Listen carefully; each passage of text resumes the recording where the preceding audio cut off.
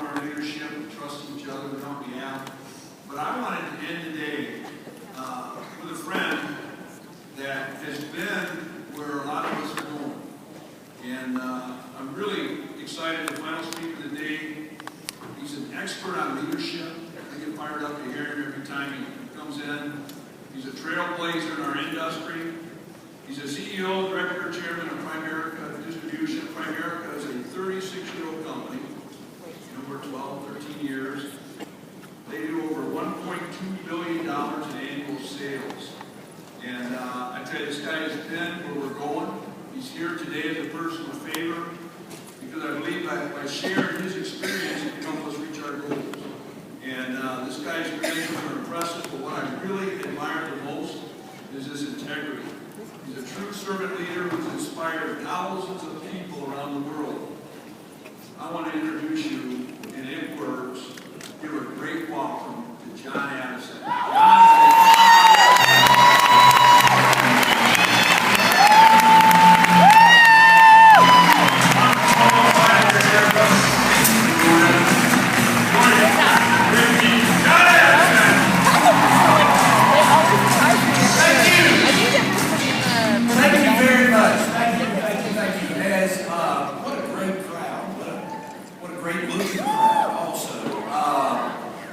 Great to be here with you today. The one thing I'll say is this is an authentic Georgia accent. So, for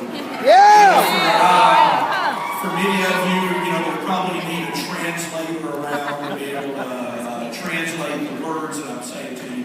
And I'm just not going to take a ton of your time today. I just want to spend a few minutes with you and talk to you about leadership and talk to you about winning in life. Number one, this isn't what I do for a living. I'm not a motivational speaker brought in to talk to you this afternoon. I'm CEO of a company, and I don't normally do this. The reason I'm doing it is because of people. I've got to be very good friends with Mark, who is a person of integrity and just a great human being. One of his dear friends is Stuart Johnson, who is with Video Plus, who's one of my best friends on earth. And so they had talked to me and asked me if I'd be willing to do it, and I said, sure, I'll be glad to for your friends. I was just trying to get a different angle. They're not going to be outside buying my tapes and books and stuff like that. I'm here today to talk to you from my heart and talk to you for a friend, but I'm very proud of what he's done with his company. I believe in life one of the most important things you can do is associate with good people. I don't care how good the idea is, if you're not around good people, you're not going to enjoy it and you're not going to get to where you want to get. You've got to be around good people with good motives who are trying to help other people with what they do. Let me just talk for a few minutes about a little bit about my life's journey to lead into what I hope is helpful for you today. I've been with the same company for 32 years. I know I don't look like I'm old enough to have been with the same company for 32 years, but I've been with the same company for 32 years. I'm co-CEO of a company called Primerica. We're a very large financial services company. Just to give you a little bit of last year we paid over $1 billion in death claims to our clients. We did over $5.2 billion in sales in our securities business. We're a very large financial services company. I didn't join the company to be CEO. 32 years ago, I answered an ad in the Atlanta paper that said rapidly growing financial services company looking for bright young college graduates.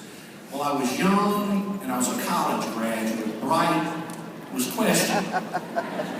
And I came to the company for the noble reasons that it was close to my apartment. And they had a program where if you made good grades, they would pay for you getting your MBA. And I was starting to work on my master's in business administration. I thought I would be with the company for a handful of years while I got an MBA. Had no idea that it would be what I would do, that I found my calling in life. I'll talk as I sometimes in life, it moves on small decisions, small things. You know, it's easy to see the older you get, the big decisions in life. But life moves on small decisions. I had a job after I'd gotten out of the University of Georgia in 1980. Go Dogs. I was working with a large insurance company in Atlanta. And I was in the quote-unquote management training program. And the guy that was my boss's boss called me into his office when I turned in my resignation to come with Primerica. And he called me into his office and he said, "John, you're very bright. You're doing a good job. You're throwing your life away." Now, understand, I was making $16,000 a year at Life in Georgia, the insurance company. I was offered $19,200 a year to come with the company I'm with. That was a $3,000 raise. That was a lot of money for a 24-year-old guy.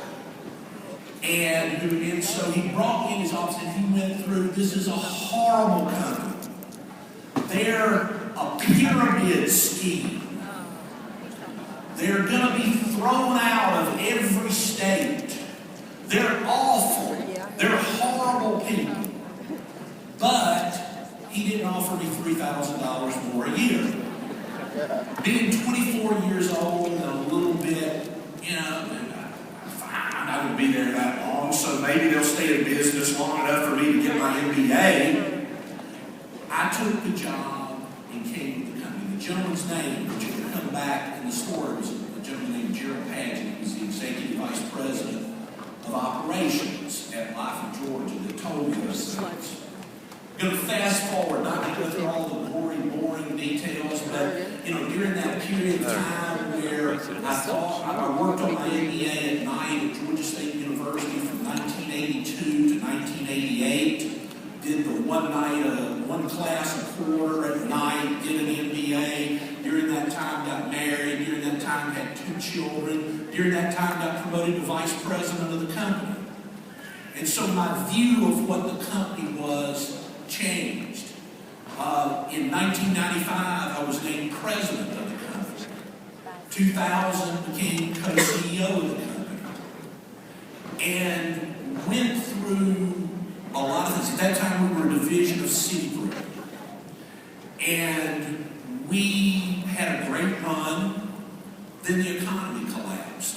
The banks crumbled. And my partner, Rick Williams, and I decided we had to get our business out of Citigroup. We spent the better part of 07, 08, 09 fighting, trying to save a company, a very profitable, good company, out of a giant failure. I promise you, one of these days I can tell you the story of walking through the canyons of New York in the height of the financial crisis, trying to save your business. On one of those trips to New York in 2009, I was flying back. Life is very weird. Life turns, and life, the further you go, the more ironic things become at times. I was flying back to Atlanta on Friday afternoon. A gentleman sat down next to me that I recognized. He said, "John, hey, how you doing?" This gentleman named Bob Crispin. He was, when Citigroup was getting put together, he had been the CEO of Travelers Life Insurance Company. And I met him at that time. He had left Travelers and become the CEO of North America for ING, the big financial services company. And I'm sitting there and I'm going, "Bob, why are you going to Atlanta on Friday?" And he goes, "Well, we own Life in Georgia, the company I've been with." He said, "I'm going down to complete the sale of it as a runoff book of business." They were shutting down operations, shutting down all the employees. So the company where the guy told me I was with this safe, stable, great company, and I was going with this fly-by-night outfit, completely went out of business. Fast forward a little further. April 1, 2010, we had a very successful IPO of the company out of Citigroup. It was named the most successful IPO of the year 2010. Our stock came out at $15. We're trading out in the mid-40s. So we had a pretty good little run. and we had a very successful IPO. We announced the next year we were building a new corporate headquarters in Duluth, Georgia. So I was all over the news, you know, the governor and I were breaking ground at the building and all this stuff. I come into my office a week later, and my administrative assistant, executive assistant, Dana, who's been with me for 25 years, who's really my radar rider. She can read my mind on things. When I walk in, she says, "John, do you know a guy named Gerald Patchett?" And I went, "Yeah, I do." And she handed me a handwritten note on a piece of notebook paper. Now, Gerald, at the time he told me, was throwing my life away. I was 20, so he was in his, about my age now, mid-50s. So now he's mid-80s. And I had a letter from him that said, "John, I don't even know if you remember me, but years ago I told you you were throwing your life away. Last night I was watching you on the local news in Atlanta, groundbreaking your new building. I've been following your career from a distance. Thank God you had the good sense not to listen to me." And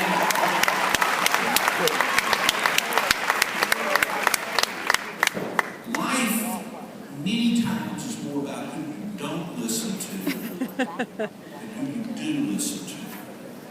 Life turns on small decisions, small moments. Success is a journey, not a destination. So, you know, the company I run is the only thing I've really ever done in my life. I mean, my wife and I have been married for 32 years, and I've been with the same company for 32 years. I'm not a changer.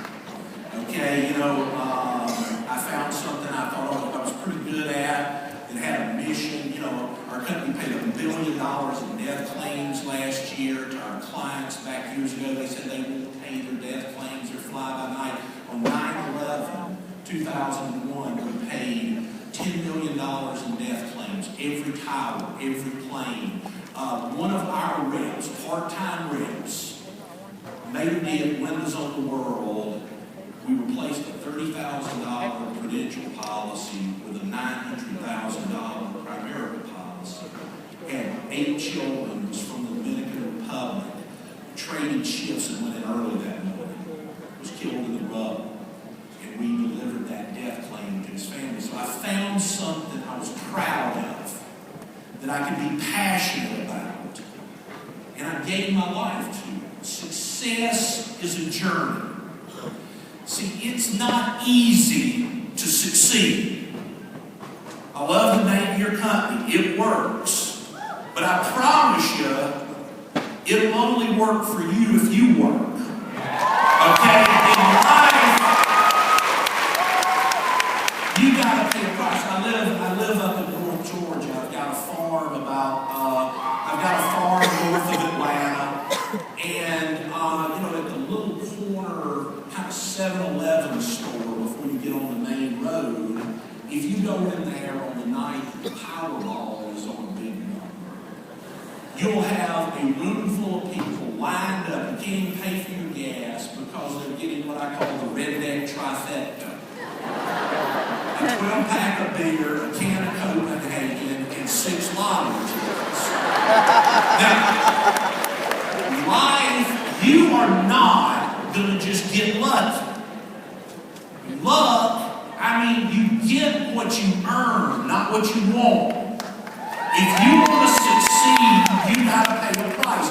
Life will give you what you fight for. Now, unfortunately, it'll give you what you accept also. And for most Americans, that's too much money at the end of the money. That's a J-O-B, just over broke. Working for a B-O-S-S, which is double S-O-B spelled backwards.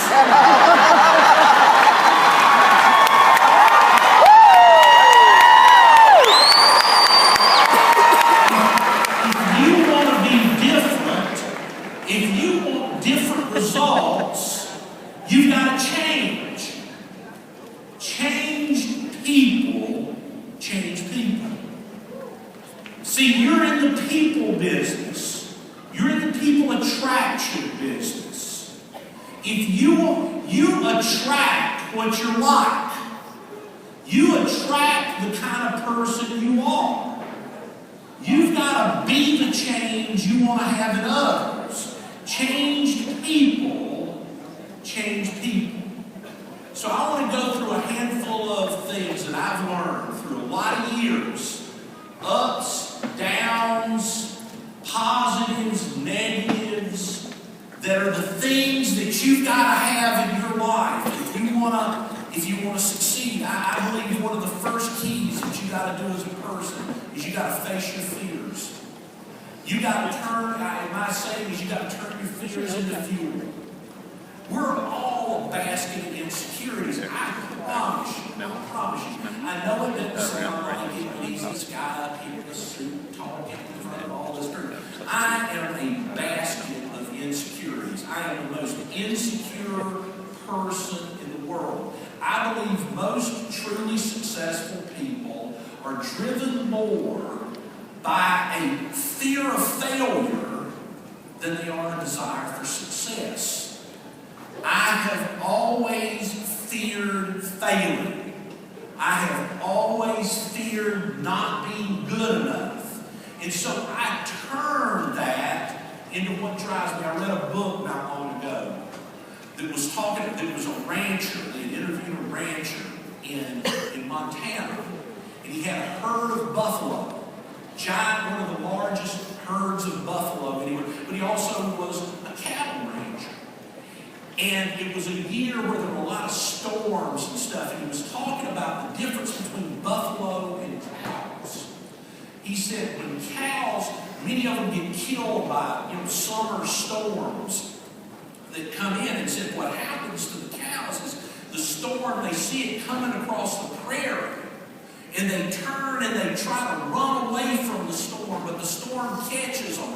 And they run in the storm for a long period of time and get killed. The buffalo sees the storm and runs toward it, which means they get through it quicker than if they run away from it. In life, you've got to run towards the storms.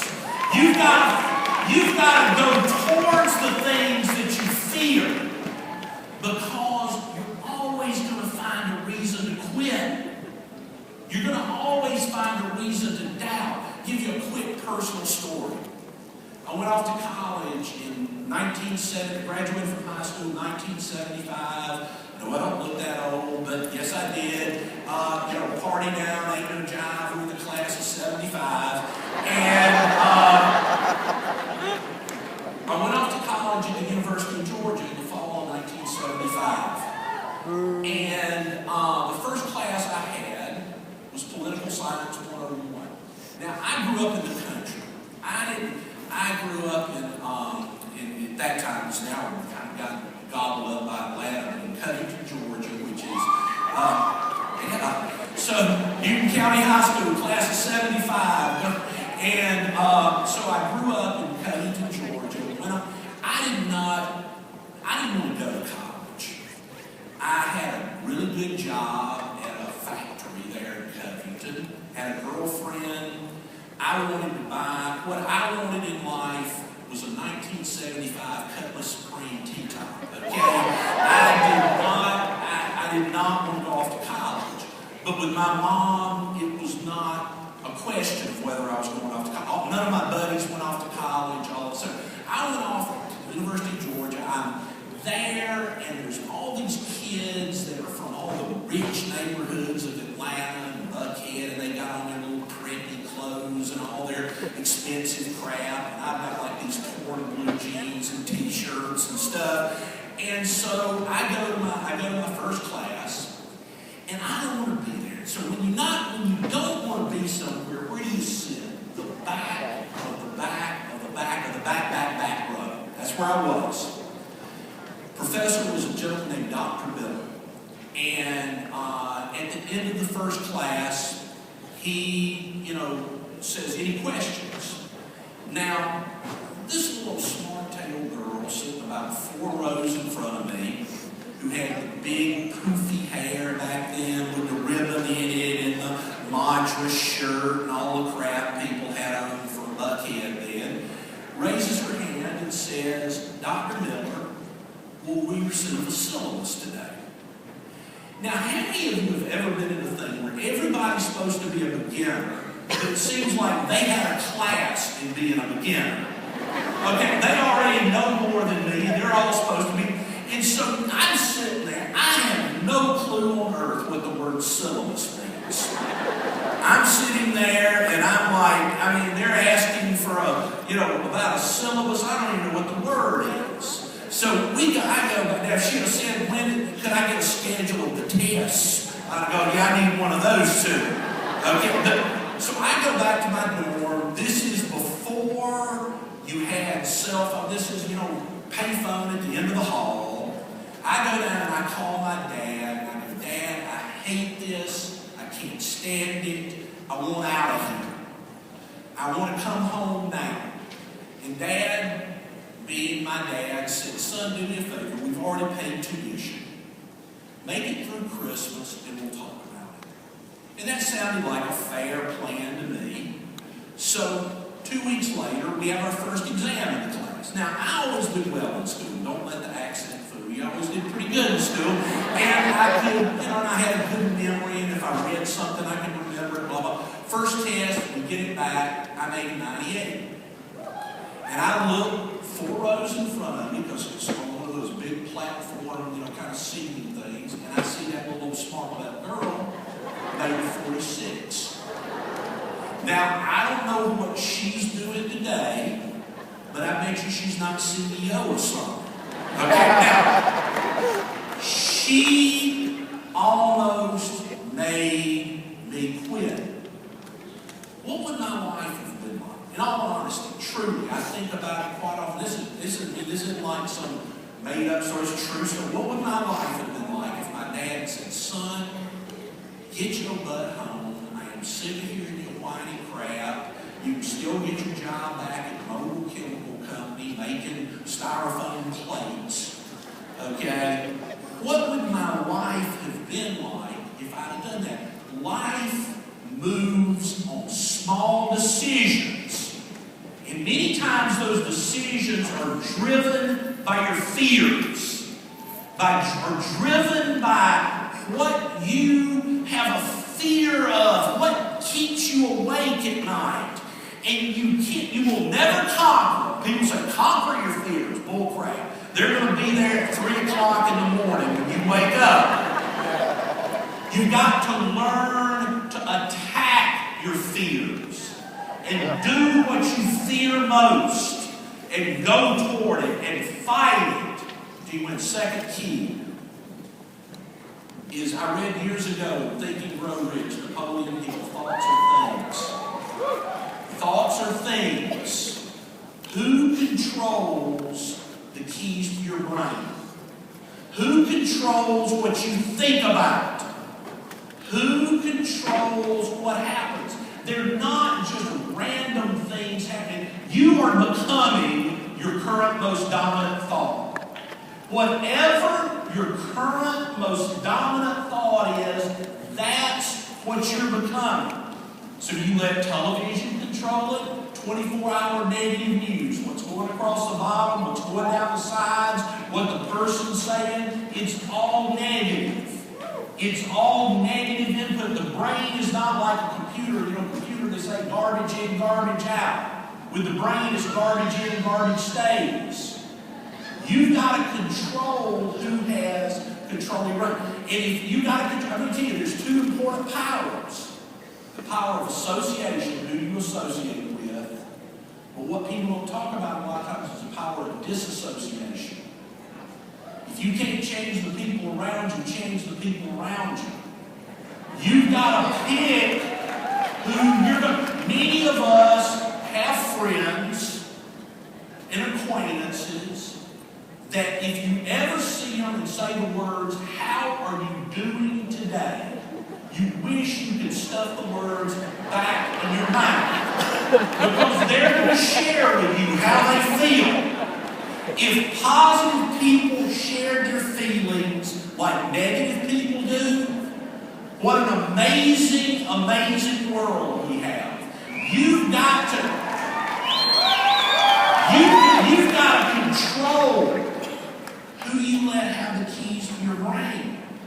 You got to control who you give the steering wheel of your thoughts to. And you've got to control what goes on between your ears every day. And one of my things I say a lot is don't take advice from anyone more screwed up than you are. Okay? But it is amazing how many people do that. You know, a few years ago, I was on my way to a vacation, and I pretty much, I'm a wide open kind of guy. I am totally wide open. I live on Delta Airlines, which, by the way, stands for Don't Expect Luggage to Arrive. And, I'm a 3 million miler. I go. I live on road, and I'm attention deficit disorder as they come. Addison starts with ADD, okay? And I am a wide open, wired kind of guy. And so whatever I do either to extreme. So when I'm working, I am the workingest human being that's ever been. And when I go on vacation, I am the vacatingest person that's ever been. Okay? And so I was going from a big Primerica meeting, and I was meeting my wife. I was flying in from somewhere. I was meeting her at Miami Airport, and we were heading to a gorgeous place in the Caribbean for several days. And so I had shifted out of work mode with the help of a few cocktails on the way to Miami Airport, into like Jimmy Buffett, party on kind of mode. And so I'm having to go because if I was going international, I had to go through security again at the Miami Airport. Now, I've got on my Primerica golf shirt because I'm doing it, and so I'm heading through. Now, I'm the world's guy. I can get through security. Never wear lace-up shoes. Only wear loafers. You can travel. Blah, blah, blah. I'm the world's best. I'm talking about boom, I'm through. Okay? I know the drill. Okay? And so I'm in the line to go through, and I'm getting there, and there's the guy that stands at the front of the line, and right as you get ready, that his job is to make sure your smelly shoes are on the belt. Okay? So what a great job to have. Smelly shoe belt guy. Okay? And this guy's standing there, and he sees my shirt. He goes, Primerica. You know Primerica thing. And I go, yeah, I'm the Primerica. And, because I'm not trying to recruit him, get his name and number, whatever. I am going on vacation. Because, I went to a few meetings. I looked at that thing. I'm like, okay, great, man. That's good. But, I figured out pretty quick, that if you don't get one of them things early, you don't make any money. It's only the people that get in early that make any money. So, I didn't do it. He said, so are you doing okay with it? And I'm like, yeah, I'm doing okay with it, whatever stuff. But then I'm through security, and I'm gone, and I'm on the plane to the Caribbean. But then I got tickled thinking, that is exactly the guy that kills recruits. Okay, because, he sits there, it's like you'll recruit somebody and get them excited, then they'll go home and their dumb brother-in-law Claude. I looked at one of them things one time. You can't make no money. How much money did you give them? Okay, and now, this is your moron, broke brother-in-law Claude, okay, that you wouldn't listen to on anything, has never done anything, but all of a sudden people go, you're right. So I thought, this is the exact idiot that kills new people. Never take advice from anyone more broke and screwed up than you are. Be careful who you listen to. Third point. Now, I think it's my third point. I kind of ramble, whatever. So, third point. Focus on your strengths in life. We are all born with different strengths. There are things that you are born, that you're naturally good at. I'm speaking next week to the Corps cadets at Texas A&M University, and talking to them about their future and all that. I don't know why they want to be, but anyway. So I'm speaking to them, you know, and one of the things I tell young people all the time, I did the commencement for the Terry College of Business at the University of Georgia last year, and one of the things I always tell them is find what you're good at without trying, and then try. See, too many people spend all their time working on their weaknesses.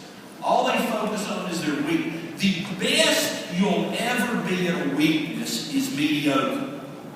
Someone is naturally good at what your weaknesses are. And the best you'll ever be at that is mediocre. Now, that doesn't mean don't try to get better and stuff. Look, I am totally disorganized. I am the world's. When I was in school as a child, everybody had a little desk and stuff. There were always people with all their papers and everything was so neat and stacked in there. And mine looked like a whirlwind in here. Paper falling out of it every way and all that kind of stuff. I'm not organized. I write crap on pieces of paper. My wife goes, "Is this important? Some note you wrote to yourself or whatever?" That's how I'm wired. So I try to have people around me in my life that supplement my weaknesses, and then you need to focus on what your strengths are. You got to find yourself. You need to listen to all these people you're going to hear from at this event and not try to be them, but try to learn from them. You've got to be the best you can be. There's only one you.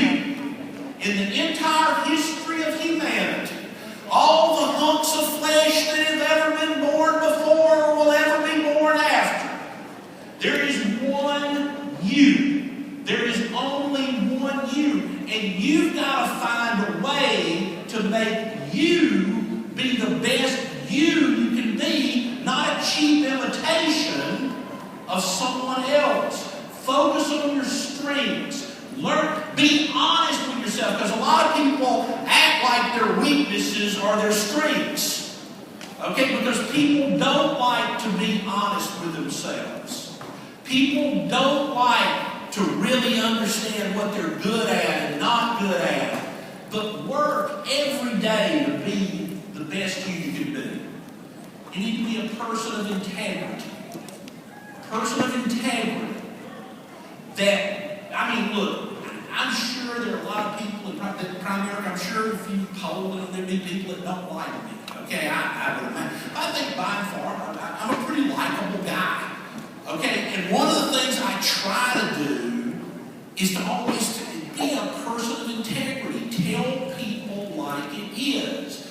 Be yourself. Be honest. Take a stand. We were trying to get the company free in the middle of a financial crisis. There were a lot of shortcuts I could have taken that wouldn't have been good for our people, wouldn't have been good for our business. Might have made me a lot of money, but it wouldn't have been the right thing. One of the things I try to do whenever I'm faced with a tough decision is to say, what are my motives? Not ask my wife, but I'm talking about in the quiet, dark of your study or wherever you go at 3 o'clock in the morning when you wake up and can't sleep.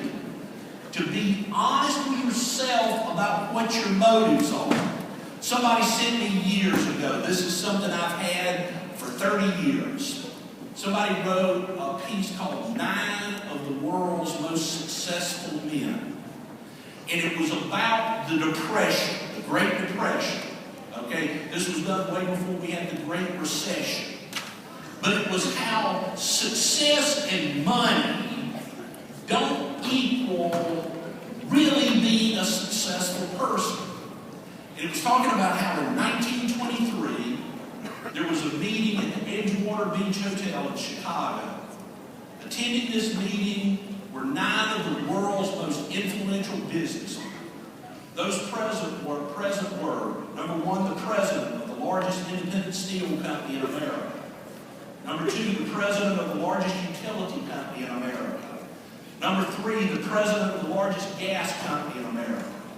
4, the greatest wheat speculator in the world. 5, the president of the New York Stock Exchange. A member of the president's cabinet. A person known as the greatest bear on Wall Street. The head of the world's greatest monopoly. And the president of the Bank of International Payments. Most important men in the world in a meeting in a gorgeous resort to talk about the future of finance in America. 25 years later, in 1948, where were they? The president of the largest steel company, Charles Schwab, died bankrupt and lived on borrowed monies for 5 years before his death. The president of the largest utility company, Samuel Addison, died a fugitive from justice and penniless in a foreign land. The president of the largest gas company, Howard Hobson, is now insane and in an asylum. The greatest wheat speculator, Arthur Cutton, died abroad insolvent. The president of the New York Stock Exchange, Richard Whitney, was recently released from prison in Sing Sing. A member of the president's cabinet, Albert Fall, was pardoned from prison so he could die alone at home. The greatest bear on Wall Street, Jesse Livermore, died of suicide. The head of the world's greatest monopoly, Ivan Kruger, died of suicide. The president of the Bank of International Payments, Leon Fraser, died of suicide. All these men learned the art of making money, but none learned how to live. When the Depression hit, they couldn't take it. They either did illegal things to get where they were, or when they lost their money, their life was over. Learn to be a person of integrity. That shines when maybe things aren't going good in your life. Business is not just this. I mean, you're never as good as you think you are when things are going great. But the good news is you're not as bad as you think you are when things ain't going great. In life, you've got to learn to have a personal integrity to you so that you feel good about you and so that other people see that in you. I don't care how talented you are, if you're a bad person, ultimately people will smell you out. They will figure you out if your motives aren't good. Success is a marathon. It's not a sprint. Life is long. 5th point, you got to work your tail off. Nothing in life comes easy. I say all the time, if it sounds easy, it's sleazy. It is not easy to succeed. The difference between try and triumph is the oomph. Okay, in life, you gotta go for it. You gotta put it on the line. You gotta work your tail off. You gotta go make it happen. And people tell me all the time, particularly when you got a kid 37 years old, people been around a long time, a lot of people, John, oh man, I'm just burned out. Hell, to be burned out, it means at some point in your life you were on fire. Okay? I mean, the number of people that say they're burned out, that they never did anything, never sold out, never went for it. In life, if you want something different than what other people get, you got to pay a price. You got to say every day, I will do today what others don't. So I'll have tomorrow what others won't. You got to pay a price if you want to win. Final point. You got to have fun. This is not a dress rehearsal. Time flies. 56 years old now. I don't feel 50.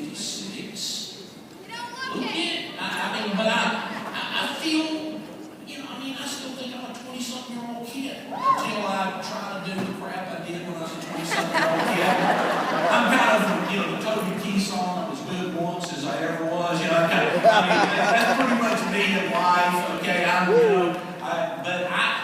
I still feel like a kid.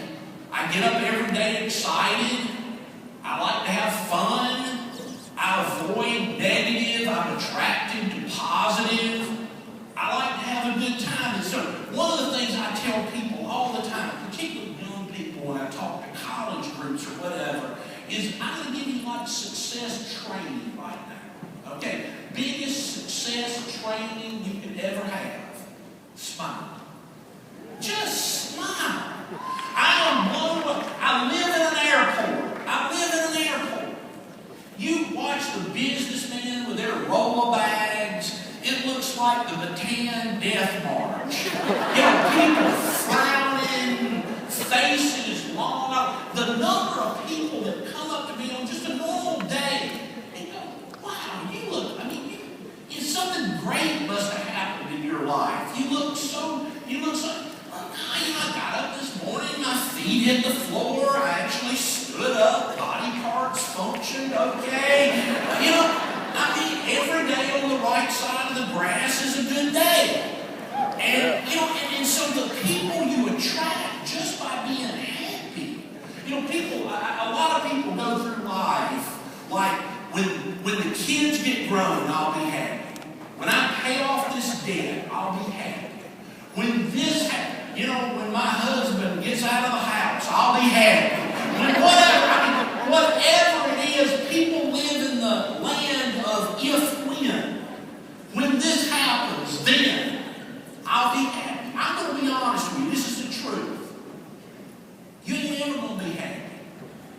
I've been blessed. I've been in the middle of a great company, and then doing what I've done, on Wall Street, trying to get the company out. I know a lot of really rich, miserable people.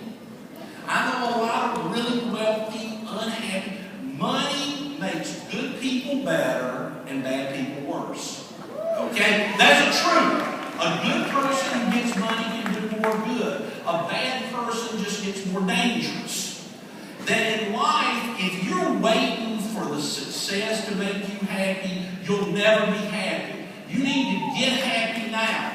You need to have a happiness that comes from within you, not from your circumstances. I was telling the people backstage, hey, I actually remember, right after our kids were born, I was making a little bit of money, not much at all, living in a little small house in Snellville, Georgia, getting Christmas at big lots where they sell all the crap they can't sell at Walmart, okay? So, I remember that, and that was the happiest times of my life. As I look back and they say, my kids were little, they were great, all that stuff. There are many days I would trade all the crap and money and all that bull. There are days I'd trade all that just to be with my 5 and 3-year-old one more time. Okay, if you're waiting for the money to make you happy, you ain't gonna be happy. You gotta learn to get happy now. And you got to become the kind of person people want to be around. You got to be a leader. You got to be a leader. See, unfortunately, there's two types of leaders, okay? And one of them really isn't a leader. They've just got a position of quote-unquote leadership. There's lighthouses and there's weather vanes. Weather vanes turn with the breeze. Whatever way it puffs, they turn that direction. A leader's got to be a lighthouse. When I look back at when I look at my career and go, when was I at my best? Inevitably, it's in the bad times, not the good times. It's when I stood strong, when others crumbled. Winston Churchill, one of the great leaders, probably the greatest leader in the survey done at the end of the 20th century, it was he and Martin Luther King Jr. that were picked as the most admired men of the 20th century. And Winston Churchill, when he was an old man, he lived to be over 90, was asked if he could live 1 year again, when would it be? He said, without hesitation, 1940. 1940 was in the Blitz, when the Germans were bombing London every night. America wasn't in the war yet. The only thing standing between the Nazification of Europe and freedom was England, one island. And he was the bulldog voice and the strength of that island. The most trying year of his life is when he said he would like to live it again. A leader has to stand strong. A leader's got to be consistent. If you're in leadership over people, they can't have to decide what mood you're in that day by what they're going to tell you. You've got to be somebody that even when you feel like crap, you don't let them know you feel like crap. Even when you're negative, you don't spread that and share that with your team. Even when you've had a bad day, you don't share that with your people. You've got to choose that you're going to be a leader, that you're going to stand out, and you're going to be strong. That's what people rally to. The greatest scarce resource in our country today is leadership. It's not oil, it's not gas, it's not electricity, it's not any of that, it's leadership. And what you've got to do if you want to build your business and you want to fulfill your dreams is be a leader. It's been great to talk to you today, and Mark is such a really good guy. The first thing, I'm one of these people, I like people. I like to be around people. And I don't like to be around people I don't like. So if you ever see me, you come toward me and you see me turn and go the other direction. Okay. But now I like to be around people that I like, people that have integrity. Mark is just a great person. And like I said, my friend Stuart is probably one of my best friends on earth. And I appreciate the opportunity that they gave me to come share with you because, how great you're doing and how great your business is doing. But I can just one final thought to you. You're not here to be a cheerleader. Okay? You're not here to be a cheerleader. In your business, which I tell people in Primerica all the time, we attract a lot of joiners. Okay, people join. Okay, I'm in. Oh, watch my smoke, count on me. Oh, boy, watch what I do. And then you can't find their butt with a flashlight, 2 days later. Okay, I refer to it, there's a lot of people who come across what I call pumpkin gators. Alligator mouth, hummingbird butt. Okay? They can talk loud, but not do much. And, you're not here to be a spectator or a cheerleader. You're here to win. You're here to do something great in your life. Life's short. You don't get a do-over. You're not going to get a mulligan at the end. So many people live their life as if everybody else is mortal, but then one thing we have in common, I realize this is a younger crowd than what I have a lot of times in Primerica and stuff as I look out there, but the one thing I can promise you is in 100 years, unless somebody invents some crap that, whatever, maybe they will, I don't know, but chances are being in the insurance business, 100 years from now, there's 100% mortality in this room. Cemeteries in the world are full of irreplaceable people. I've been to Ben Franklin's grave. I've been to Winston Churchill's grave. I've traveled and I've seen a lot, and cemeteries in the world are full of irreplaceable people. Time moves. The question is, will you? See, you're not going to stop time. You're not going to slow time down. You're not just going to march on day by day. The only thing you can control is what you do with your life and the quality that you live in while you're here. So why not choose to get after it? Why not choose to have fun? Why not choose to associate with positive people? Why not choose to do something different in your life? God bless you. I'll see you tomorrow.